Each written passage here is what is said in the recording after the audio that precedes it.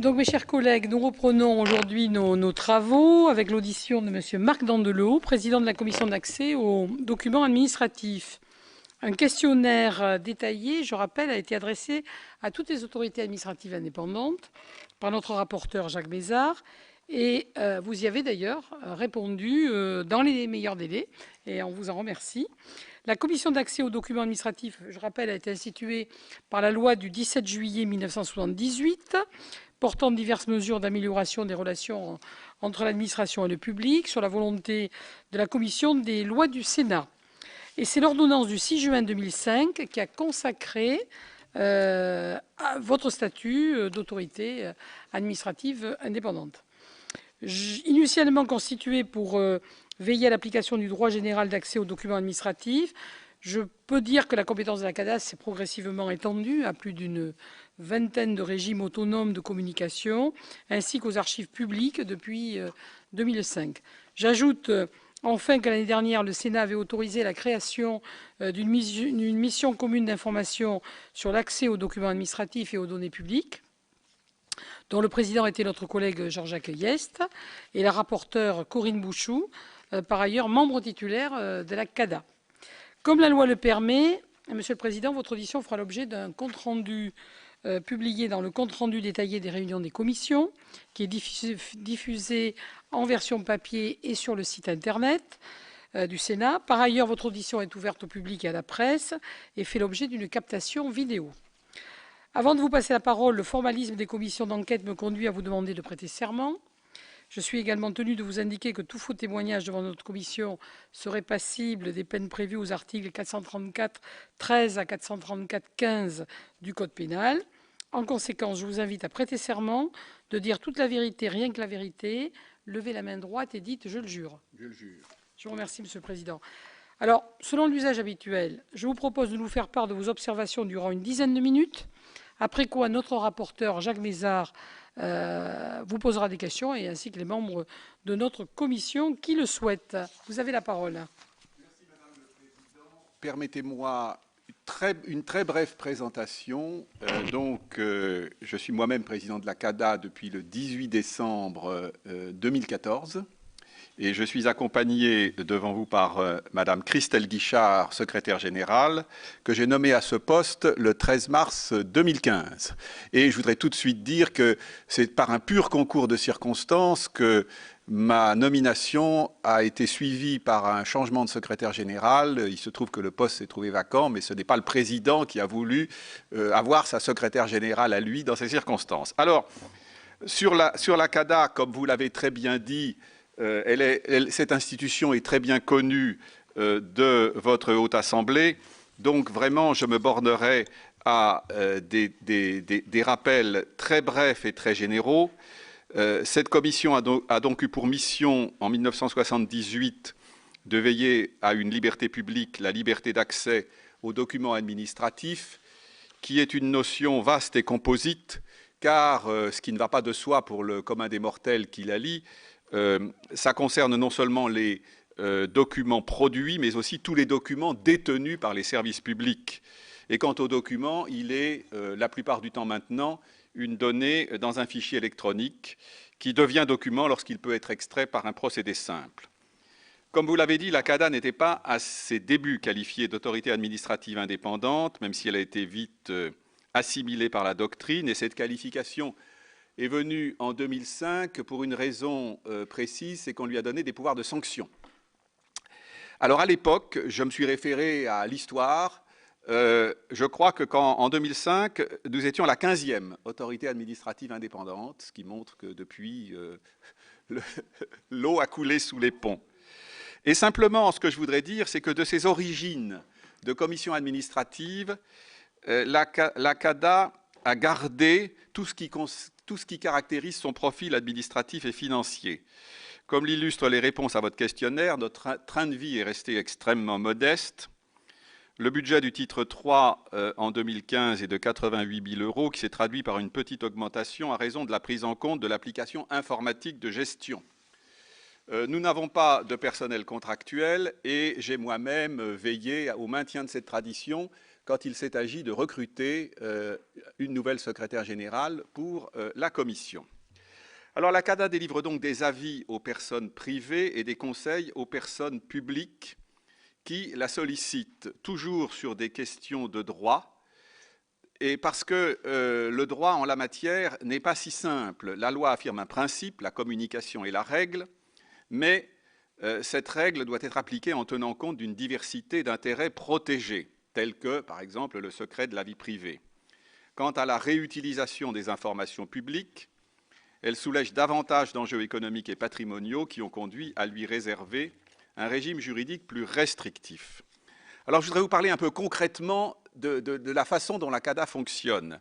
Dans son office, qui est effectivement un office d'une autorité administrative, donc la CADA suit une procédure qui n'a pas le formalisme d'une procédure juridictionnelle, mais avec beaucoup de similitudes. Et d'ailleurs, cette similitude est directement à l'origine du profil que j'ai privilégié pour le recrutement de Christelle Guichard, qui avait notamment dans son expérience professionnelle d'avoir été greffière en chef du tribunal administratif de Caen.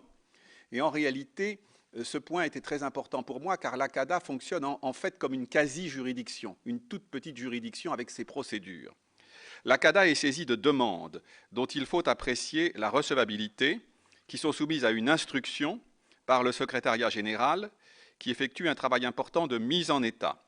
Alors, ce secrétariat général dispose de 13 postes TP, ce qui en pratique revient à une douzaine de personnes en activité.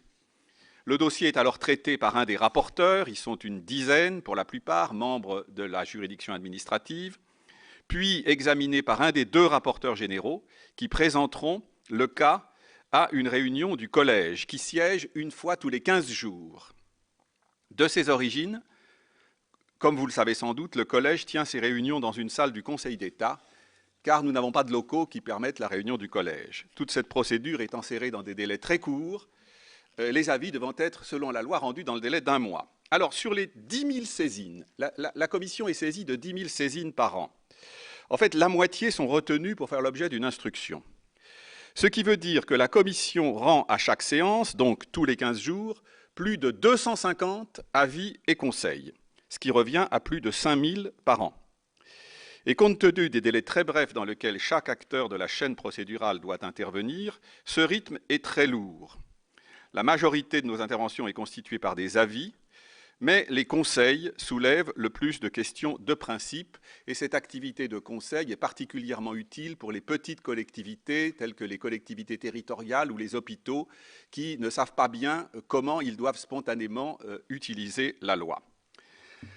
Alors, le cadre initial de 1978 a été par la suite complété dans deux grandes directions qui ont étendu les missions de la Commission, vous l'avez dit. D'abord, par des lois spéciales, notamment, par exemple, en matière d'archives ou d'environnement. Ce qu'on peut dire simplement sur les lois spéciales, pour ne pas en dire plus, c'est qu'elles sont souvent un facteur de complexité quand elles posent un problème de champ. Et donc, je dirais que la leçon de l'expérience, c'est que ce n'est pas idéal de multiplier les lois spéciales. Et d'autre part, donc, notre mission a été étendue par l'ordonnance du 6 juin 2005 pour instaurer un nouveau régime de réutilisation des informations publiques. Et la CADA a toujours assumé les nouvelles missions qui lui ont été données dans le cadre de ses moyens. Alors, quel bilan tirer de cette expérience de 40 ans ? Je dirais qu'il y a 3 enseignements. Le premier, qui est le plus simple à exprimer, est que l'objectif qui avait inspiré la création de la CADA de prévention du contentieux, en faisant de sa saisine un recours préalable obligatoire au recours contentieux, a été parfaitement atteint. Le volume du contentieux dont sont saisies les juridictions administratives en matière d'application de la loi du 17 juillet 1978 est remarquablement faible. Je vais vous en donner un exemple. Chaque année, dans notre rapport annuel, nous présentons notamment la jurisprudence des juridictions administratives de l'année. Et pour le rapport de 2014 en cours de finalisation, nous avons donc fait un travail de synthèse de la jurisprudence du Conseil d'État. Il n'y a que 4 arrêts du Conseil d'État rendus en 2014 sur la communication des documents administratifs. Et la raison pour laquelle il y a si peu de contentieux, c'est parce que les avis de la CADA sont spontanément suivis dans 80% des cas. Et donc elles savent que, et par ailleurs, et c'est la raison, et parce qu'elles savent que les avis de la CADA sont la plupart du temps confirmés au contentieux. Alors le second acquis de notre expérience, c'est d'avoir fait largement admettre par les acteurs publics concernés les principes régissant l'ouverture des données publiques. Nous l'avons fait le plus souvent par des processus de dialogue auxquels nos PRADA, c'est-à-dire les personnes responsables de l'accès aux documents administratifs dans les administrations, qui sont environ 1600, ont joué un rôle. Alors je ne vous cacherai pas qu'il reste des foyers de résistance. Dans l'ensemble, si vous m'interrogez, je vous le préciserai, soit par ignorance, soit par mauvaise volonté. Ces foyers de résistance sont un vrai problème pour nous, car ils conduisent à des refus qui sont injustifiés, et qui dit refus dit automatiquement saisine de la CADA, puisque les particuliers ne peuvent pas aller devant le juge sans saisir la CADA. Alors pour essayer de limiter ces refus injustifiés, le meilleur moyen est évidemment que la doctrine de la CADA, qui joue le rôle de jurisprudence, soit mieux connue. Car cette doctrine est très importante pour l'application du droit, dans la mesure où de nombreuses questions importantes concernant l'interprétation de la loi de 78 relèvent encore de la doctrine de la CADA et n'ont même jamais été traitées par la jurisprudence. Alors, nous avons essayé de populariser cette doctrine en pratiquant spontanément la publicité de nos avis, ce que les textes ne prévoyaient pas. Et bien évidemment, ça nous a conduit à traiter la question de l'anonymisation nécessaire, puisque nous devions respecter les règles de publicité, mais nous avons été dans ce domaine un des pionniers de l'open data. Nous avons fait spontanément de l'open data sur la communication des documents administratifs. Enfin, le troisième acquis, qui est le plus actuel de notre expérience, c'est d'avoir fait, je crois, du droit de la communication des documents administratifs le ressort d'autres évolutions sociétales demandées aujourd'hui par nos citoyens. C'est la mise en œuvre de ce droit qui a permis les novations récentes que vous connaissez très bien en matière de transparence de la vie publique. C'est sur l'expérience de la CADA que se bâtit ce que l'on appelle l'open data. Et il y a évidemment un enjeu économique important dans la nouvelle société numérique. Alors, aujourd'hui, en 2015, nous sommes à la veille, pour la CADA, de deux échéances législatives importantes qui se profilent très rapidement. La première, c'est la première réforme législative qui est imminente car urgente, a trait à la transposition de la directive ISP du 26 juin 2013, qui conduit à une redéfinition à nouveau du régime de réutilisation des informations publiques. Alors nous nous y sommes beaucoup préparés. En principe, le projet de loi devrait sortir au mois de juillet, puisque la date d'échéance de la directive, qui de toute façon conduira à une application immédiate de ces dispositions précises et inconditionnelles, est prévue au 18 juillet. Et puis alors, la seconde, c'est évidemment la question du numérique et de l'open data. L'open data a déjà inspiré plusieurs réformes législatives récentes dans des domaines particuliers.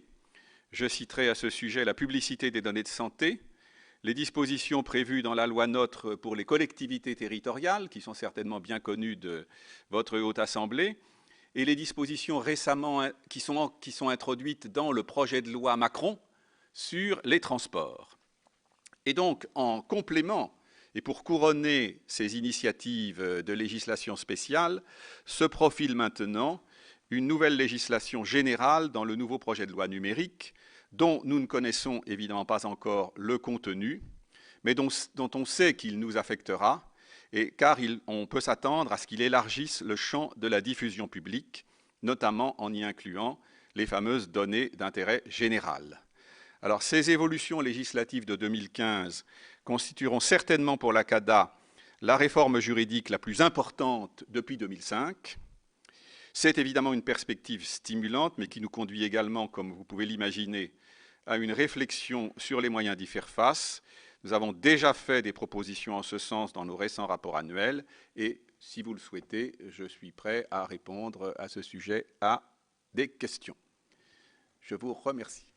Merci beaucoup, Monsieur le Président, de cet exposé très clair et très complet. Monsieur le rapporteur. Merci, Madame la Présidente. Monsieur le Président, bon, question devenue traditionnelle dans notre commission d'enquête. Quel est pour vous l'intérêt du statut d'autorité administrative indépendante pour la CADA?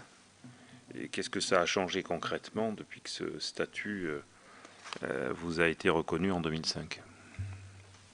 Alors, d'abord, il y a un premier élément de réponse à votre question, c'est qu'il était en quelque sorte inhérent à la reconnaissance du pouvoir de sanction. Cela étant, il n'a pas, pour répondre, peut-être anticiper une question que vous pourriez me poser, c'est qu'en est-il du jeu des sanctions que représentent, je dirais, les sanctions dans l'activité de la CADA? En fait, je vais vous dire, depuis que ce pouvoir de sanction a été reconnu, nous n'avons été saisis en 10 ans que de 3 demandes de sanctions. Mais ce n'est pas forcément, je dirais, c'est plutôt le signe d'un succès que d'un échec, dans la mesure où, à la limite, la présence du gendarme, si elle aboutit à ce que tout le monde respecte les limitations de vitesse, n'est pas forcément un mauvais résultat. Mais c'est sûr, ce que je voudrais dire, c'est que, d'une façon générale, et je me bornerai à ça, cette reconnaissance de cette qualité a certainement joué un rôle important dans l'autorité morale. Vous savez, nous sommes une instance qui n'est que consultative.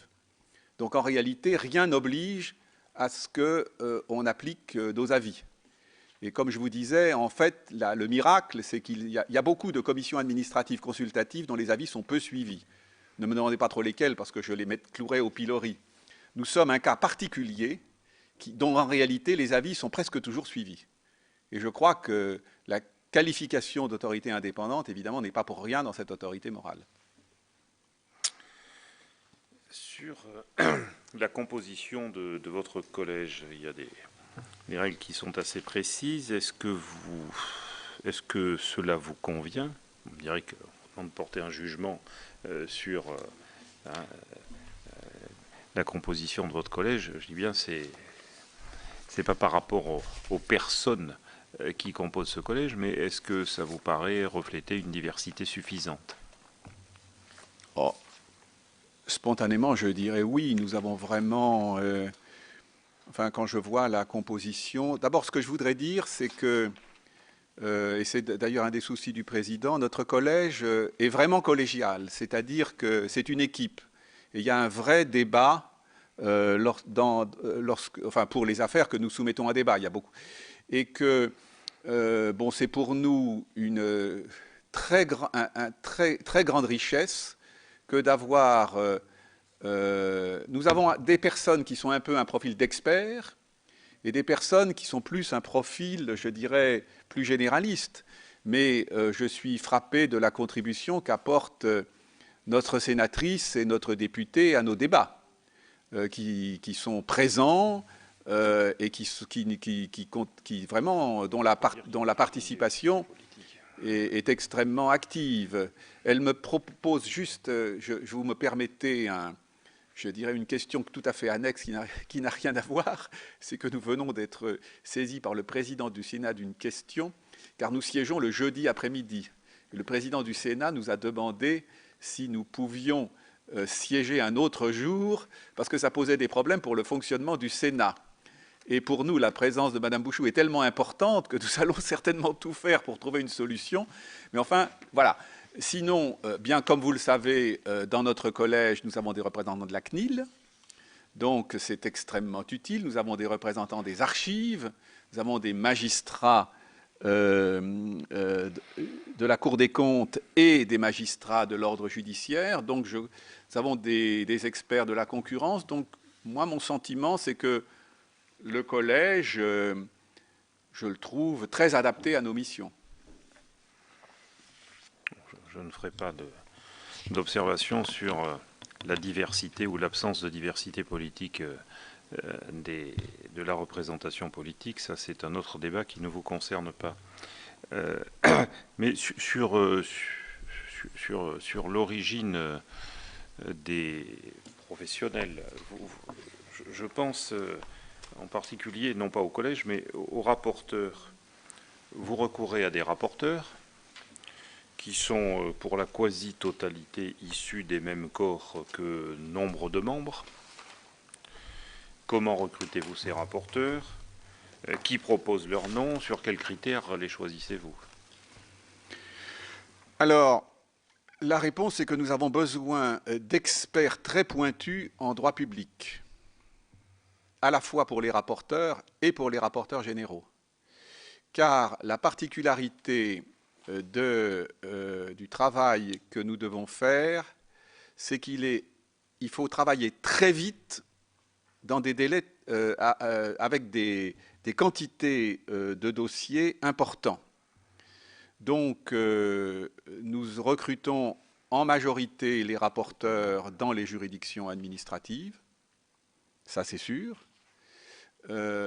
Et quant aux rapporteurs généraux, ils font un peu partie de ce qu'il est convenu d'appeler une élite, à la fois des tribunaux administratifs ou du Conseil d'État. Oui, Monsieur le Président, lorsque un de vos avis est contesté, si mes souvenirs sont bons, le recours, c'est devant la juridiction administrative. Oui. Alors, quand je vois votre collège de rapporteurs et la composition de la commission, hein, je me pose une vraie question. Lorsqu'il y a des recours, est-ce que vous êtes souvent réformé? Alors, comme je vous disais, mais d'abord, il faut distinguer les questions de participation individuelle aux questions il est évident que les personnes des juridictions, que ce soit au niveau des tribunaux administratifs et du Conseil d'État, qui ont pu participer à un rapport, évidemment, ne siègent, ne peuvent pas, c'est évident. En revanche, à la question « est-ce que nous sommes souvent réformés ?» je crois que j'ai déjà répondu. Cela arrive, mais encore une fois, c'est assez rare. Ce qui est précisément... lorsque ça arrive, très souvent, c'est que, en fait, le dossier sur lequel nous avons statué n'a pas permis de prendre en compte toutes les données qui ont été ensuite, je dirais, présentées à la juridiction. Mais les avis de la CADA sont rarement infirmés par les juridictions. Oui, le contraire serait étonnant vu l'origine et la qualité des élites qui constituent les rapporteurs, quand même. C'est un peu fait pour ça. Je ne vous le fais pas dire. Et c'est encore mieux en le disant. Bon, vous dépendez quand même largement des services du Premier ministre pour votre fonctionnement. Oui. Est-ce que ça ne pose quand même pas un problème d'indépendance? Oh, pas du tout. Pas du tout. L'indépendance, c'est vraiment celui du collège, des rapporteurs et des rapporteurs généraux. Et je ne vois... Enfin, je préside cette institution depuis 6 mois. Je n'ai donc pas un recul, mais je ne vois pas du tout un problème de ce côté-là. Oui.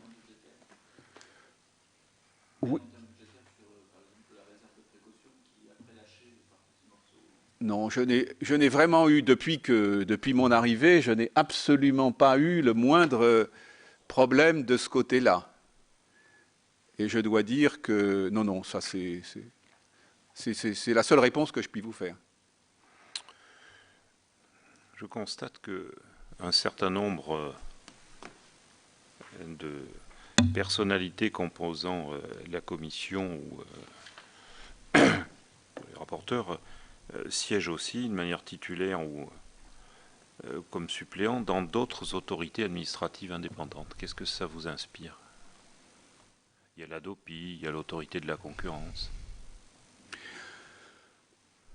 Ben, je pense spontanément, ma réponse spontanée, c'est que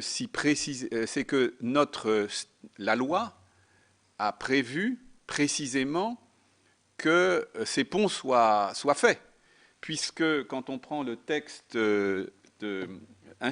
instituant la CADA, les membres du collège sont nommés sur proposition d'un certain nombre d'instances que vous avez citées. Donc, je pense par exemple que la personnalité qualifiée en matière de concurrence, elle est proposée par le président de la concurrence. Donc, il peut... J'entends, Monsieur le Président, mais je vous demande quelles sont les réflexions que ça vous inspire. Ça ne me pose aucun problème. Aucun problème. Bon. Vous ne pensez pas que la cristallisation du pouvoir qui s'exerce de plus en plus par ces autorités administratives indépendantes peut poser un problème quand finalement ça correspond, le mot n'est pas péjoratif quand même, à une certaine nomenclatura composée à la fois pour certains des mêmes personnes et finalement de la même origine. Je n'ai jamais honnêtement, je ne le pense pas. Je pense aussi que la loi que nous appliquons est quand même assez détaillée et que donc je ne vois pas, dans mon expérience que je dirais, il y ait de ce point de vue-là un problème pour nous.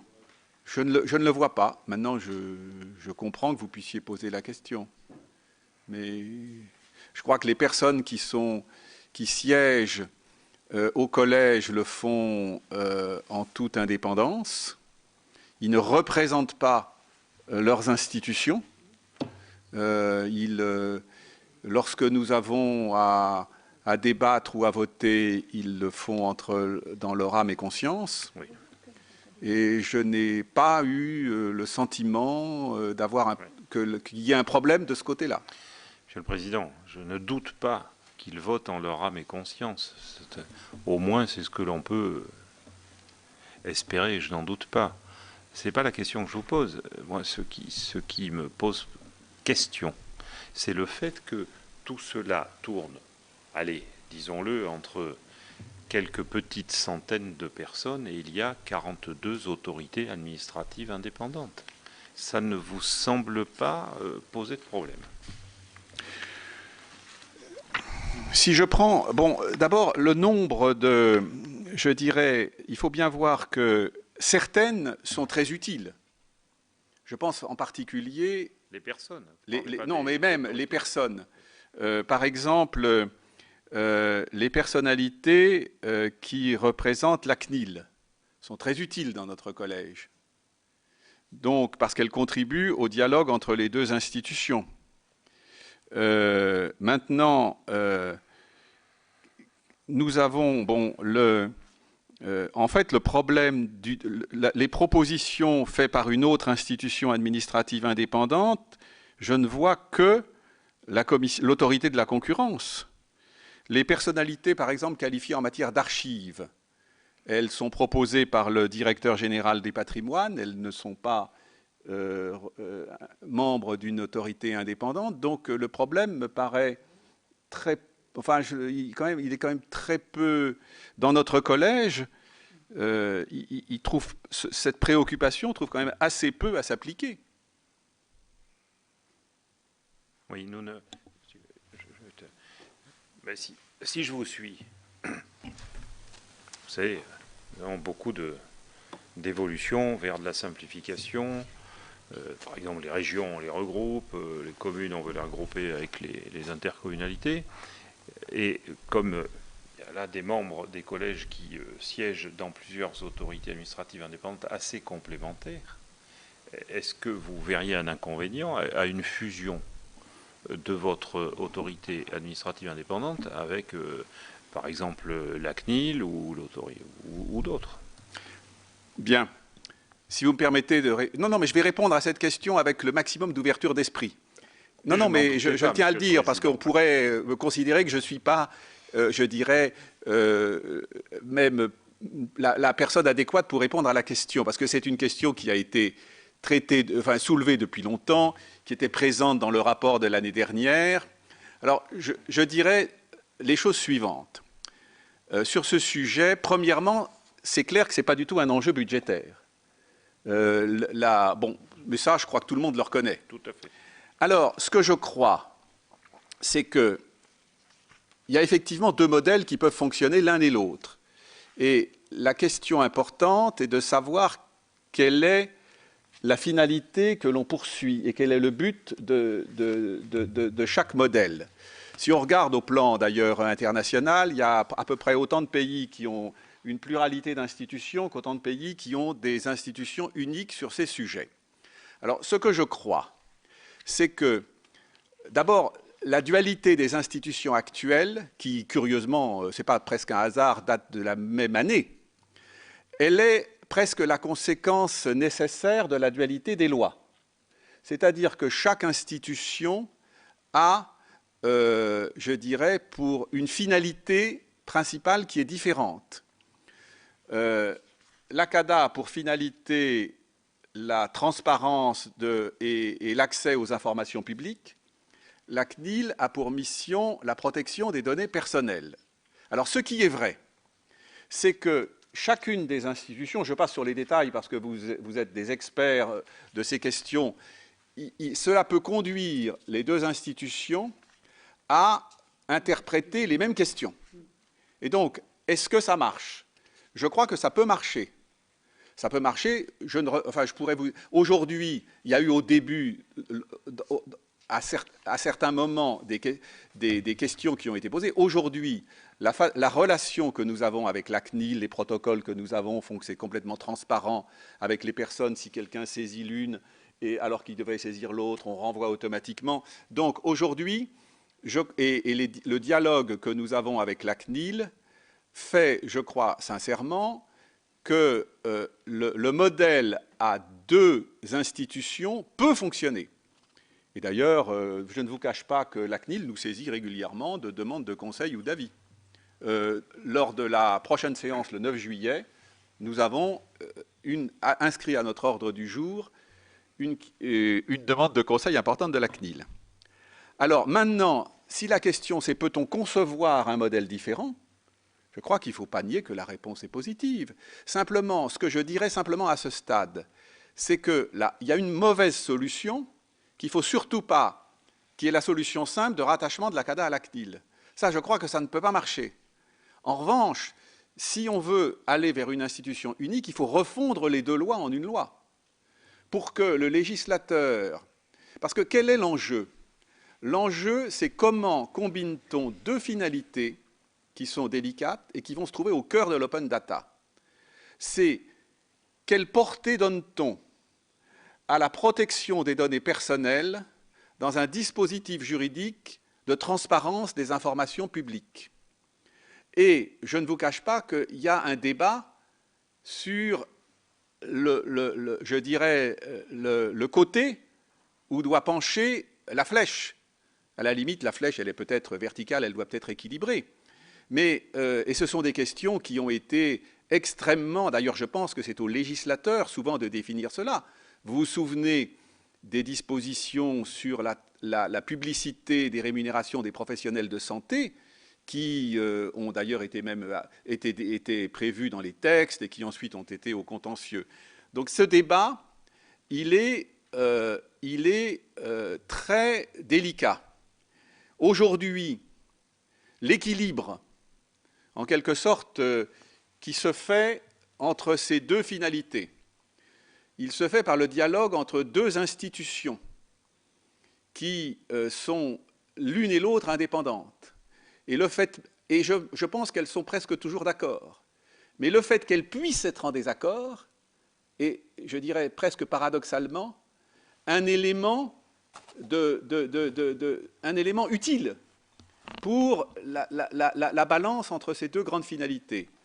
Si l'on veut aller dans un modèle d'institution unique, je pense qu'il faut profondément réfléchir à une fusion des législations pour que le législateur définisse à cette nouvelle institution unique comment elle doit combiner ces deux finalités. Donc vous voyez, je crois qu'on ne peut pas être fermé. Je crois mais que c'est un chantier qu'il faut prendre en compte dans sa totalité.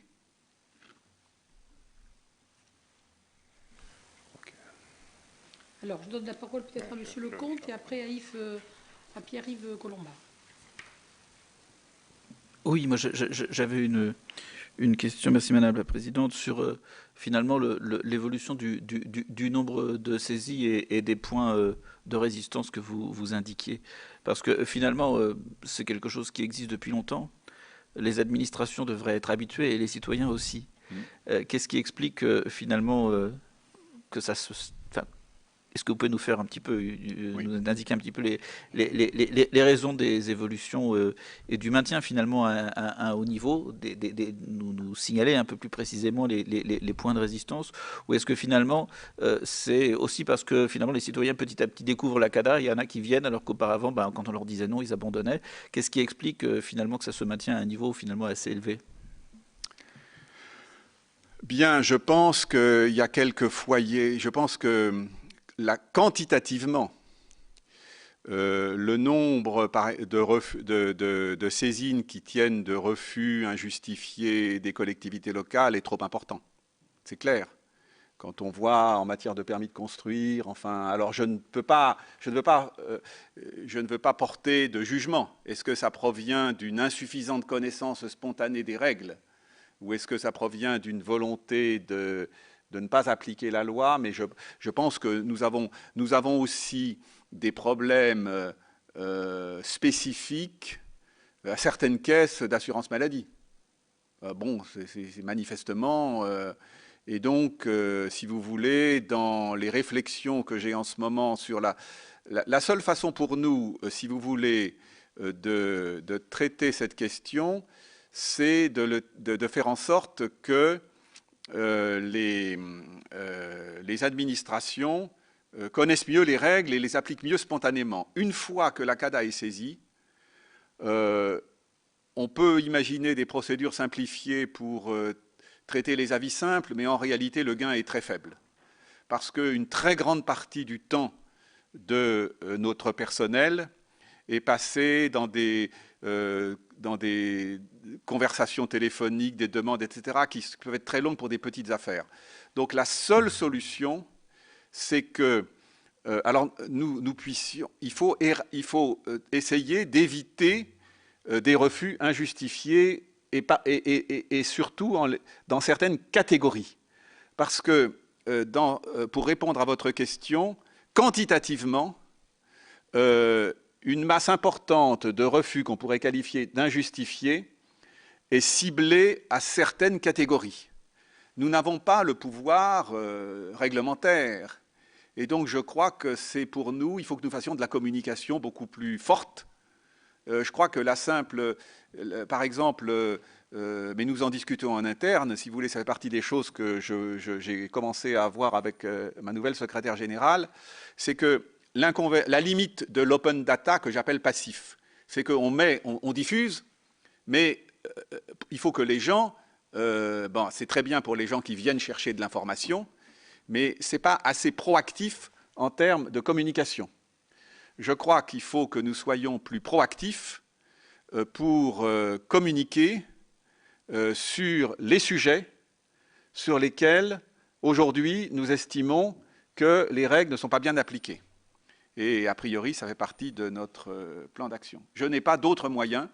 Il n'y a pas du tout, en termes à ce niveau-là, la CADA ne peut faire que des avis, elle n'a pas de pouvoir de sanction.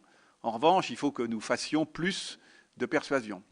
Mais c'est sûr que si on continue à avoir 5000, sur les 5000 avis, les 5000 saisines que nous avons, on peut très fortement, très légitimement penser qu'il y en a au moins 1000 ou 2000 qui n'auraient jamais dû se produire.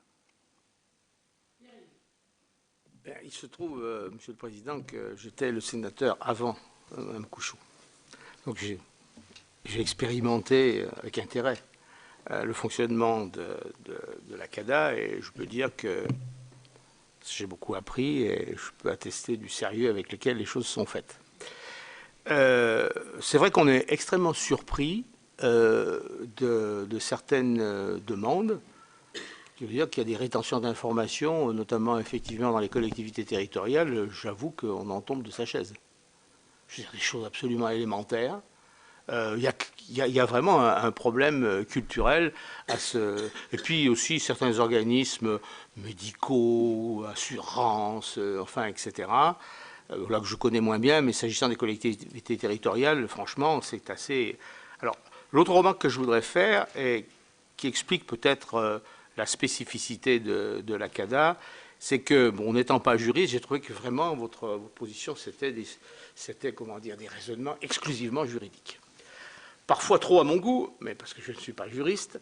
Et je me demandais si on n'avait pas parfois tendance, mais alors devant le flux, comment faire autrement, à reprendre des jurisprudences. Et j'ai assisté assez peu à des discussions sur la remise en cause d'une jurisprudence. Et c'était toujours apparemment dans la douleur qu'on envisageait de changer la jurisprudence. Mais peut-être que je me trompe. Et la dernière question que je voudrais vous poser, c'est une remarque que vous avez faite tout à l'heure en disant que parmi les évolutions, bon, il y a tout le train sur la transparence de la vie publique, enfin, etc. Et j'aimerais avoir votre sentiment parce que mon impression, c'est que précisément la CADA a toujours, enfin, ce que j'ai vécu, veillait à la préservation du caractère personnel des choses et des données à chaque fois, alors que bon, cette tendance à la transparence, c'est le voyeurisme généralisé. Hein, bon. On publie tout, plus c'est croustillant, plus c'est rigolo. Donc, comment verriez-vous la mise en place d'un dispositif, pas seulement pour la CADA, parce que je crois que c'est respecté, mais si on étend le problème à l'ensemble de la question, qu'est-ce qui vous paraît le plus indispensable pour éviter justement ces dérives? Bien, je vais essayer de reprendre vos questions dans l'ordre parce que, bon, s'agissant de la, vous avez raison, de la stabilité en quelque sorte de la doctrine ou de la jurisprudence. Je suis d'accord avec... Bon, d'abord, nous pouvons, mais c'est vrai que aujourd'hui, au bout de 40 ans, il y a un socle de doctrine qui s'est constitué. Je vais vous paraître peut-être un peu conservateur, mais il m'est arrivé, puisque je dirais, je n'ai pas dans mes fonctions antérieures pratiqué du tout la communication, je n'ai jamais eu au contentieux, avant d'être nommé dans cette position, à traiter des cas de la loi de 78. Il y a certaines positions de la CADA, dans sa doctrine ou dans sa jurisprudence, avec laquelle, pour ma part, qui ont pu me surprendre. Mais je crois qu'il faut être extrêmement prudent en matière de jurisprudence. Je crois qu'une des forces de la jurisprudence, c'est quand même d'être, non, certes pas fermé au changement, mais il faut de la stabilité. Et donc, la CADA, depuis 40 ans, a décidé un certain nombre de choses. Je vais vous en donner juste un exemple, qui est celui qui a été souvent le plus discuté, qui n'a rien à voir dans la loi. Un jour, la CADA a estimé que le recours CADA n'était pas ouvert aux personnes publiques et qu'il n'était ouvert qu'aux personnes privées. Bon, ce n'est pas dans les textes, et je dirais que mais c'est pour des raisons, c'est l'esprit de la loi qui a été traduit. Alors, on s'en sort un petit peu, je vais vous dire. Comment fait-on? Si jamais, parce que nous avons... Alors, là, pour répondre aussi à votre question, c'est très important, nous répondons toujours en droit. Et nous pensons que c'est ce qui a fait l'autorité des avis de la CADA. Nous essayons toujours d'avoir des avis très solidement motivés en droit. Si nous répondions en opportunité, nous ne serions pas suivis comme on est suivi. C'est parce qu'on répond en droit que nous créons une contrainte auprès de l'autorité administrative. En revanche, quand il nous apparaît que manifestement, je dirais, il y a matière, on ne devrait pas, il y a matière à communication, il y a matière à réponse, nous faisons notre maximum pour la trouver. Je vais vous donner juste un exemple. Bien que les communes effectivement, personnes publiques donc ne sont pas recevables à saisir la CADA pour des questions de droit d'accès, il nous est arrivé de reconnaître que des communes pouvaient se comporter comme des personnes privées, et que, puisqu'elles ont un domaine privé. Donc, nous avons fait des interprétations, quelquefois un peu quand il était... Mais notre marge de manœuvre est très limitée. Nous devons toujours trouver un socle juridique. Nous pensons que si nous voulons maintenir l'autorité morale des avis de la CADA, il faut toujours que ce soit des avis très solidiquement justifiés en droit. Alors, la dernière question plus large que vous m'aviez posée, c'était... attendez, j'ai... Comment éviter que les données personnelles... Ah oui, les données... Oui. Alors, si vous voulez, là-dessus...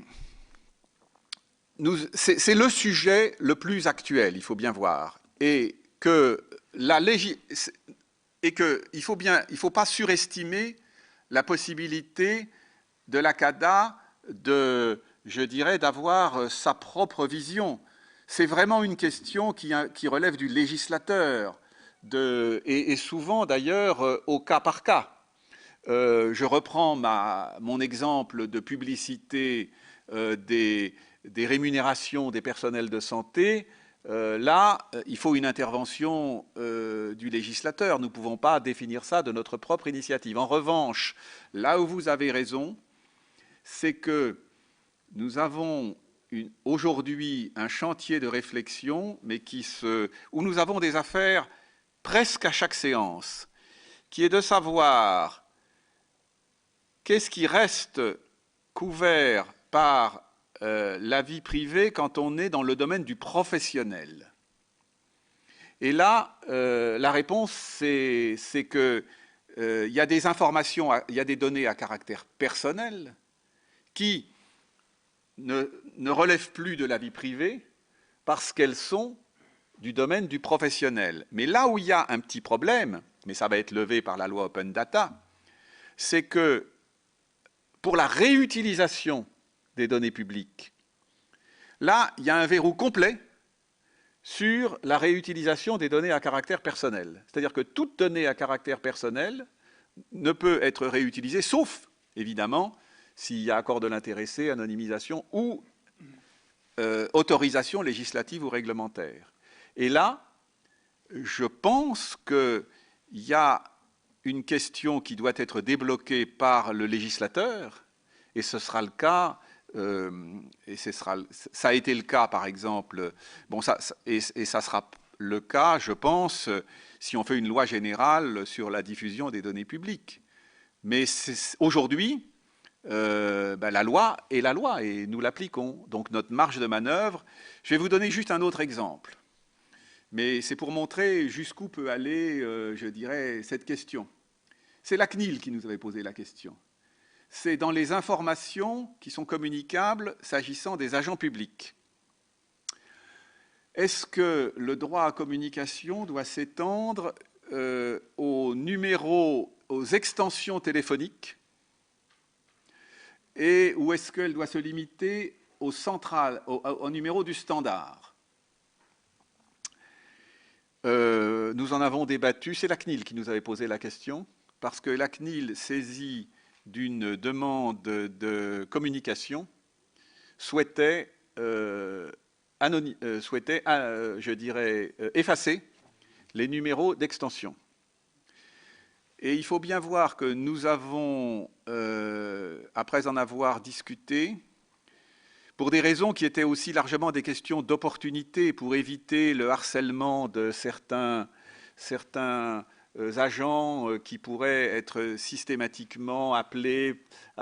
Nous avons estimé qu'il y avait droit à communication d'un numéro de téléphone général dans un service public, mais pas des numéros. Donc si, par exemple, vous demandez à une collectivité publique de vous communiquer la liste de toutes les extensions de ces services avec les noms, eh bien ça, en l'état de notre jurisprudence, la réponse est négative.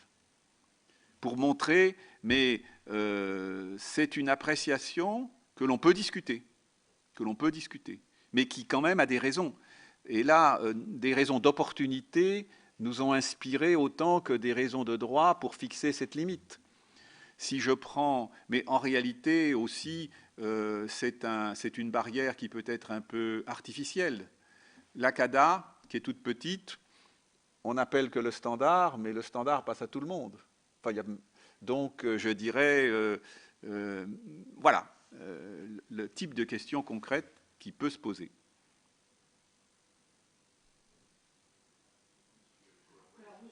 Je vais demander la parole. Jean-Louis Touraine.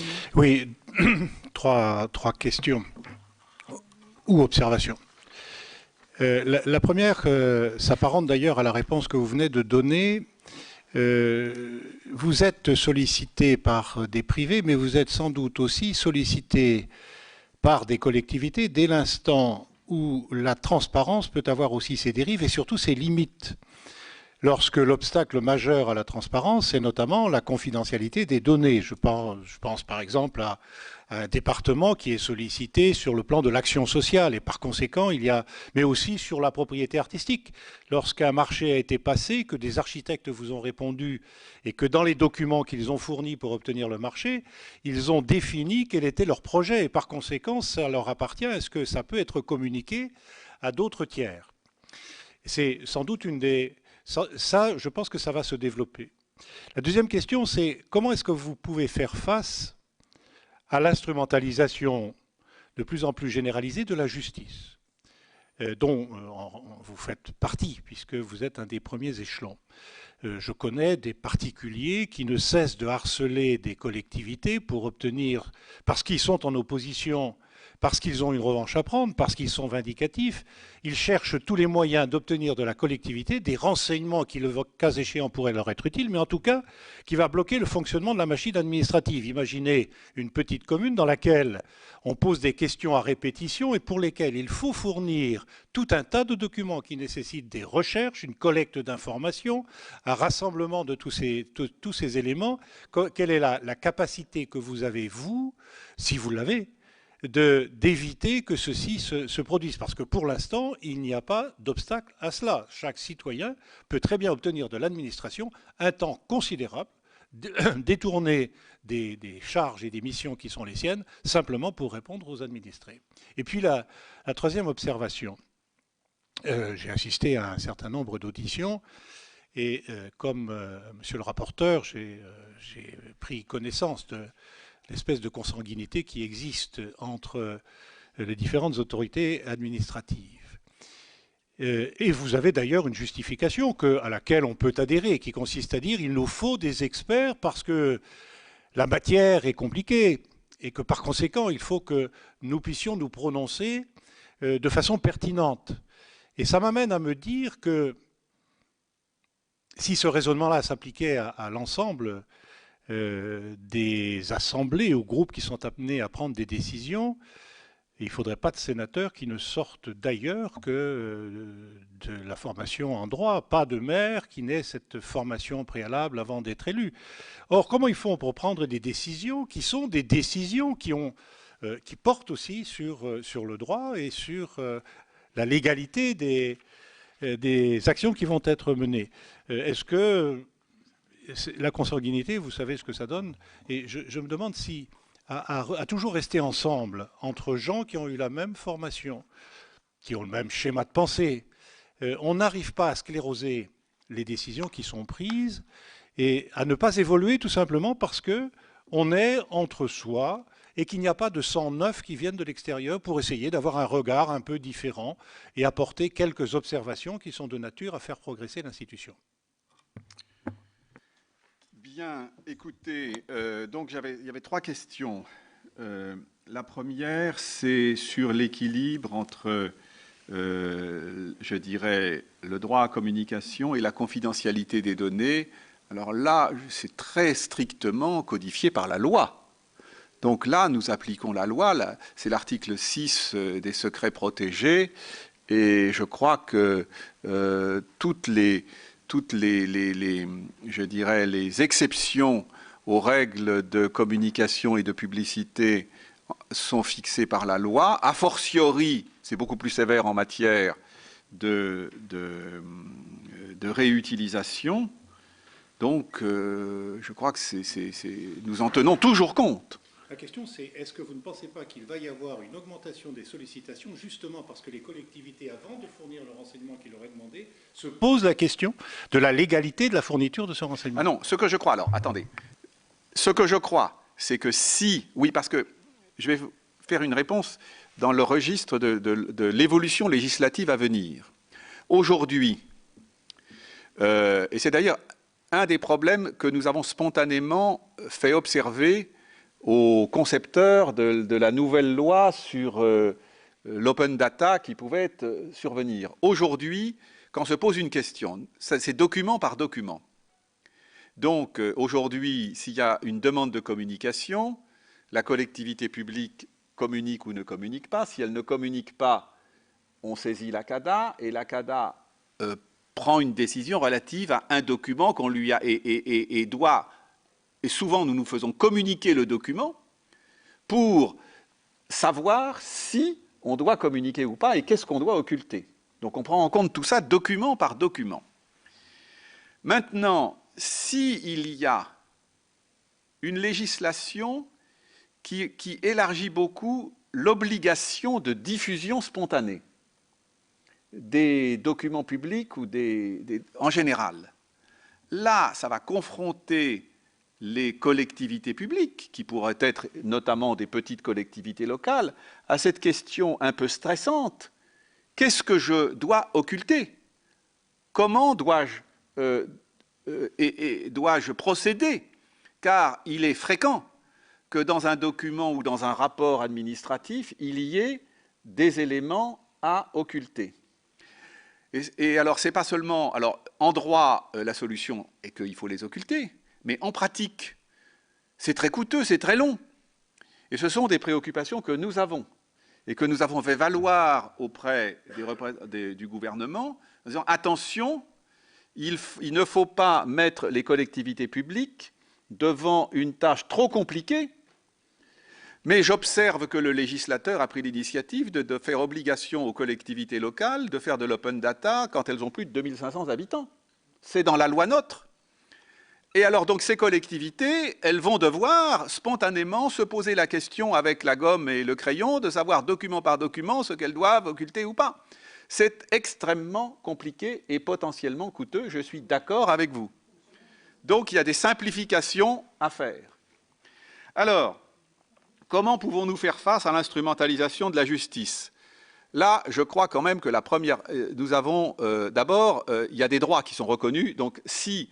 je pense que quelqu'un qui réclame un droit, si c'est véritablement un droit, il n'instrumentalise pas la justice. En revanche, tout ce qui est abusif doit être traité comme abusif. Et il nous arrive régulièrement, peut-être pas encore assez, mais je ne vous cacherai pas que malgré tout, c'est quand même assez souvent il y a un nombre non négligeable de cas où nous qualifions d'abusifs les demandes parce que ce sont des demandes répétitives. Donc là-dessus, et d'ailleurs, c'est un sujet dont nous discutions en collège. Personnellement, à titre personnel, en tant que président de l'institution, je pense que peut-être nous pouvons être plus sévères que nous ne l'avons été jusqu'à maintenant sur le caractère abusif des demandes. Et c'est le chemin que nous prenons. Alors les experts, nous sommes, je crois, d'abord, ce que je dois dire, enfin, c'est mon expérience. La préoccupation des élus locaux est vraiment très souvent exprimée dans nos délibérations au collège. Même si les élus locaux, je veux dire, on peut pas, il y en a qui représentent un peu les moutons noirs, parce qu'ils font partie des foyers de résistance qui n'appliquent pas la loi. Mais je crois que les préoccupations pratiques de communication, et nous les rappelons dans nos avis en particulier, il y a quelque chose que nous ne pouvons pas empêcher. C'est que si une personne demande une grande quantité de documents qui entrent dans le cadre du droit à la communication, nous disons ils ont le droit.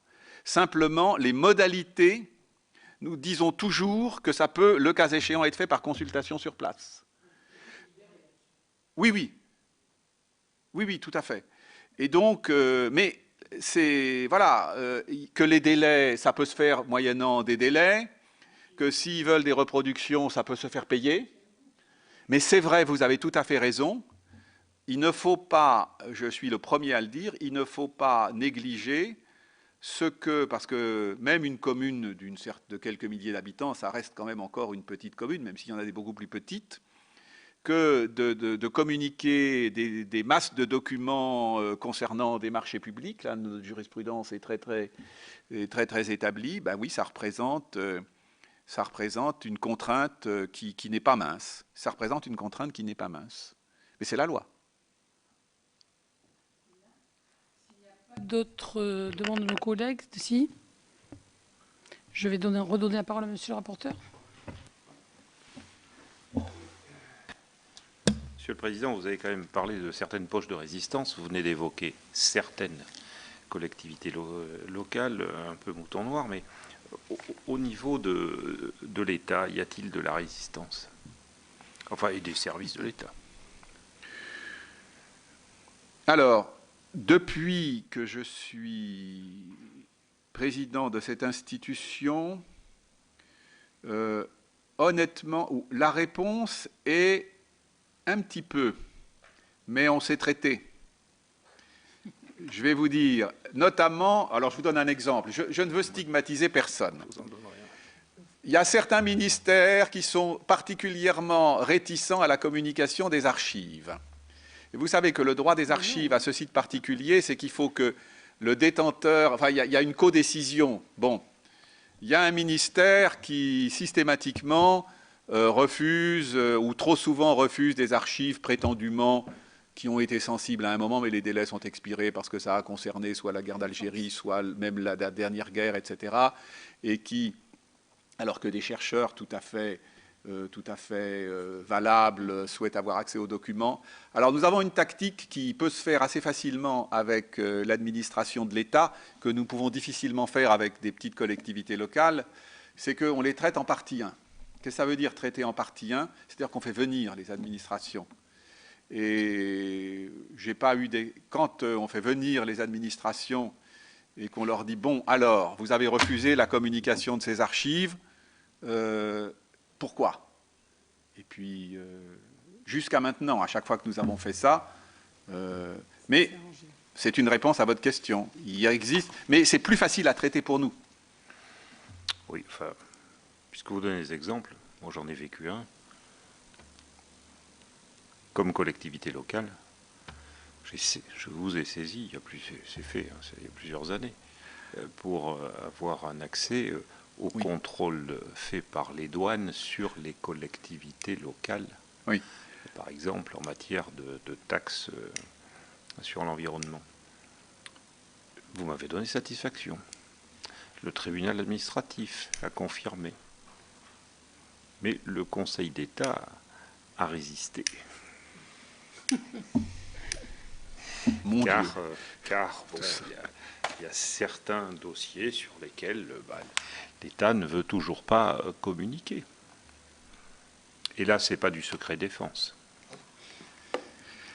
Et là, qui pouvez-vous, Monsieur le Président, malgré le fait que vous soyez une autorité indépendante? Oui, si le Conseil d'État a jugé, nous ne pouvons qu'appliquer les arrêts du Conseil d'État. Si vous me disiez l'inverse, Monsieur le Président, je me dirais, mais que se passe-t-il?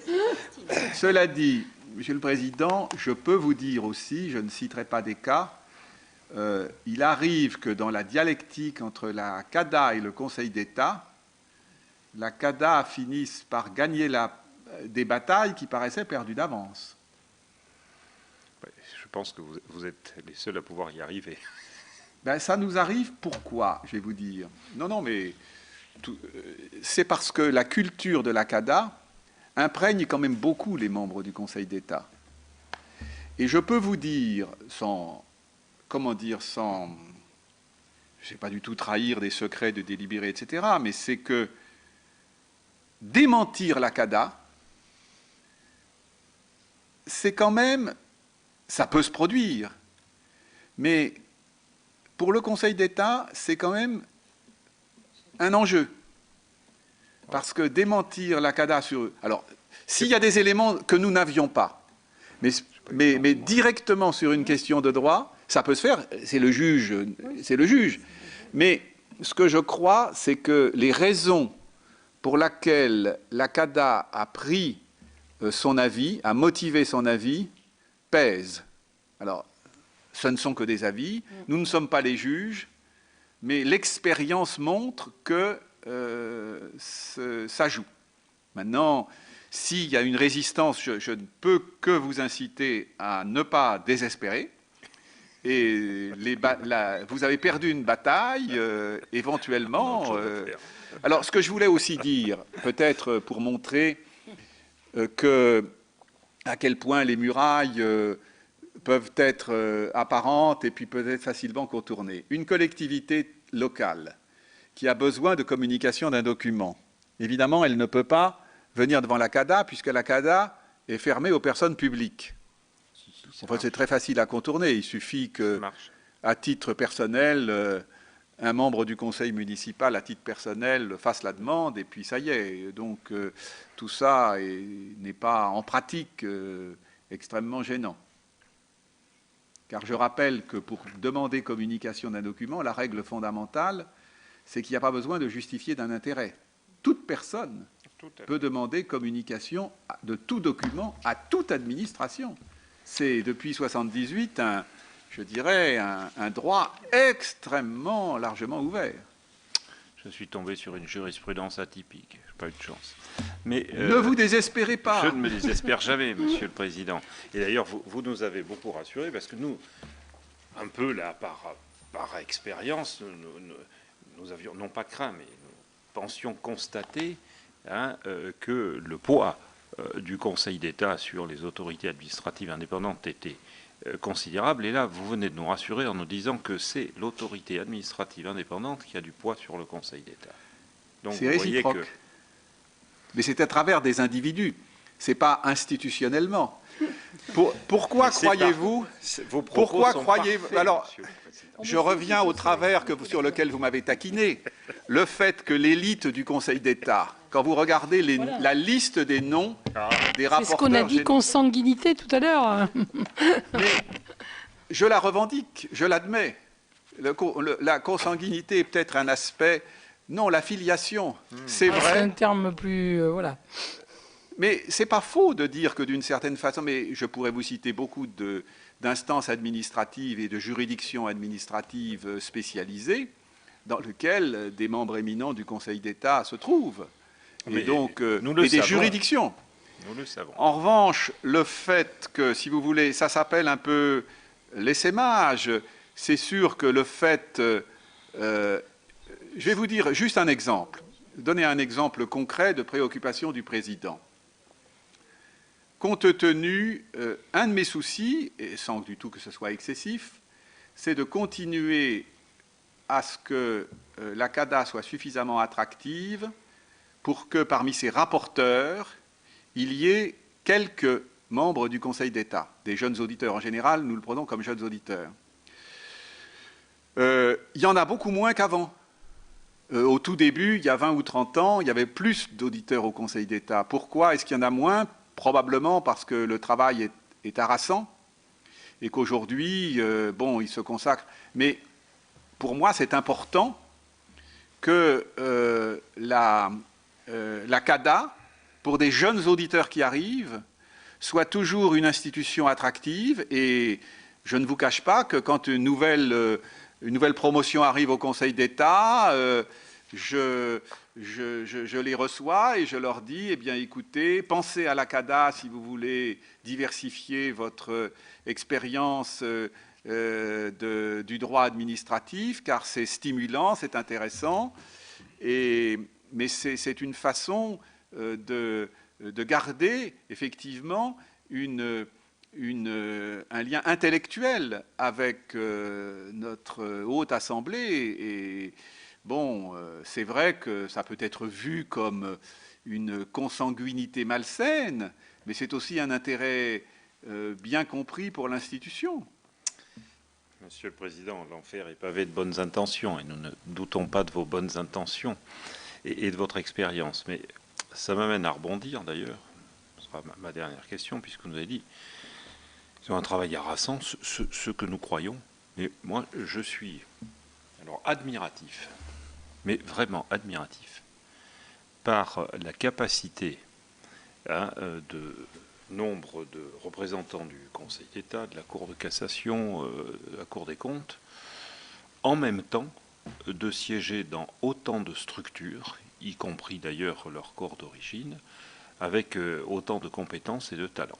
Alors je me dis que là, nous sommes... Pour moi, l'élite, ce n'est jamais négatif de parler d'élite, car nous avons besoin d'élite, et il est tout à fait néfaste de décrédibiliser ceux qui sont compétents et travaillent plus. Mais quand même, et je rebondis sur les propos de notre collègue Touraine, on a vraiment le sentiment que dans la plupart de ces 42 autorités administratives indépendantes, on retrouve, je dirais, un même moule, une même façon de penser, et que ça pose quand même un certain nombre de problèmes, surtout avec, je ne parle pas d'araignées et de fil d'araignée, mais quand même des relations, des liens qui sont évidents, mais sans qu'il y ait dans ma part la moindre critique sur l'intégrité.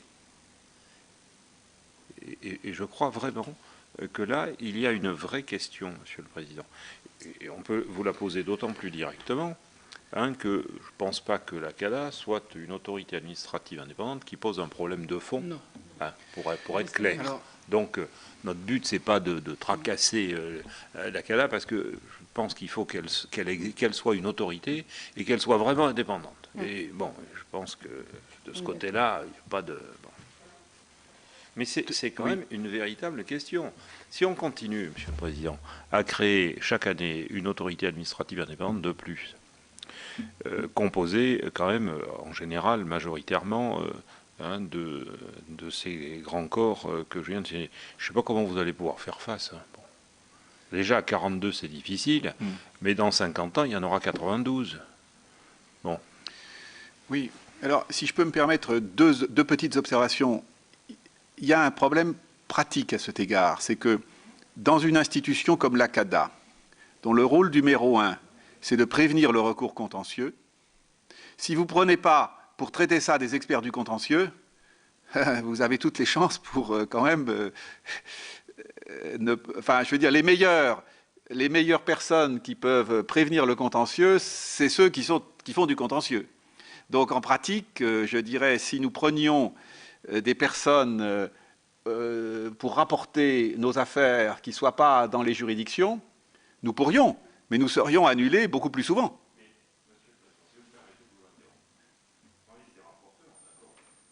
Tout texte peut se modifier, que ce soit un règlement ou une loi.